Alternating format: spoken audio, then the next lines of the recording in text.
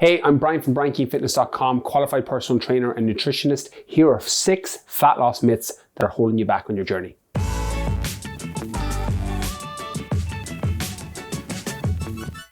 When it comes to fat loss, there's only a few things that you really need to do. You need to be consistent with a calorie deficit, ideally include foods that you enjoy, and move more throughout the day so you burn more calories. But with all the information that's online at the minute, or misinformation on or offline, it's very easy to get caught up in some of the fat loss myths that are going to hold you back on your journey. Here are 6 of the biggest ones. Number 1, soreness equals progress. Now, muscle soreness is a topic that confuses a lot of people, and for good reason. Muscle soreness normally comes when you add in a new exercise regimen, a new training load, i.e. extra reps, extra sets, or just moving in a different way, and your body's trying to become accustomed to that. That's where muscle soreness largely comes from. True, it can be a little bit of an indicator of how hard you push yourself during the workout, but don't confuse soreness with progress. You can be really sore and not progress on your fat loss journey. Think about it this way. If muscle soreness equaled progress, then marathon runners would be jacked. Think about it. Myth number 2, detox makes you lose weight. Now, I should probably add an asterisk here. Detox over the short term, where you massively restrict your calories day to day, is probably going to help you lose weight. If you're consuming mostly juices or blended foods or a massive restriction in calories, your fat loss levels and weight would probably drop, but you're not going to be able to stick to it over the long term. And normally a follow-up question is, well, should I do detox to kickstart a weight loss journey? And the answer here is, I probably wouldn't. When it comes to long-term sustainable fat loss, you want to find a plan that you can stick to long-term and start as you mean to finish. If you don't plan to detox and live off juice and blended smoothies for the next 6 years, I probably wouldn't start your plan with that. Now, if you want to do it for other reasons, give your digestive system a break, mental clarity reasons by decreasing the amount of food you're eating so you can make yourself a bit more fat adapted and go into a ketogenic state, by all means experiment with it. But for a fat loss journey, I'd probably avoid it. Number 3, carbs are the devil, or carbs are bad for you. I've got a little bit of a secret for you. Carbs aren't bad. Carbohydrates are a macronutrient. That's it. Protein is a macronutrient. Fat is a macronutrient. And carbohydrate is exactly like that. It's not good and it's not bad. If fat loss is your goal, you don't need to avoid carbohydrates. What you need to do is get into a calorie deficit. And if that includes carbohydrates, great. If you do that with low carbohydrates, brilliant. You have to experiment and find what works best for you. So if you like eating whole grain bread, if you like pasta, rice, potatoes, include them in your plan. If you don't, exclude them. They don't determine overall weight loss. Your calorie intake day to day does. Number 4, cardio is the best way to reduce body fat.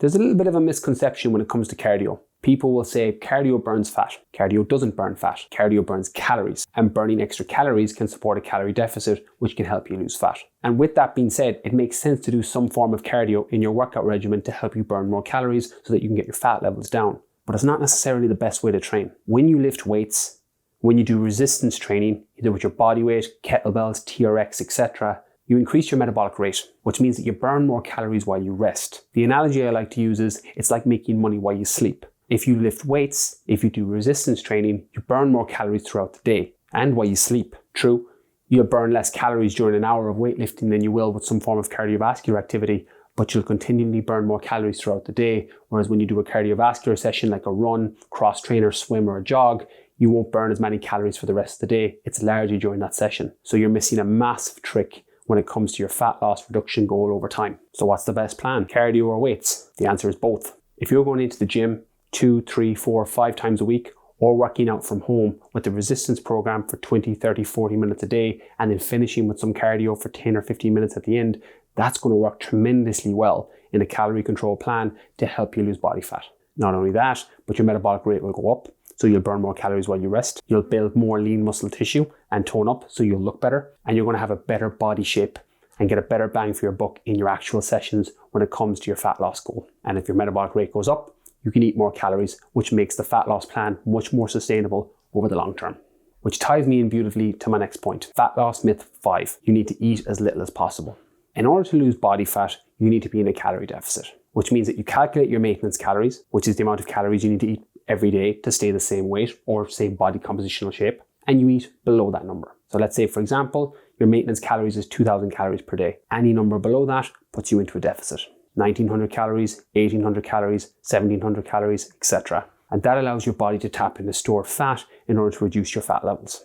Of course, you have to test and experiment with it and take in all the other factors into account, like your training, your sleep, your recovery, your food choices, your macro split. But to lose body fat, It really is as simple as just getting into that deficit and being consistent with it. But one thing that won't support that over the long term is eating way too little calories or eating way too little food.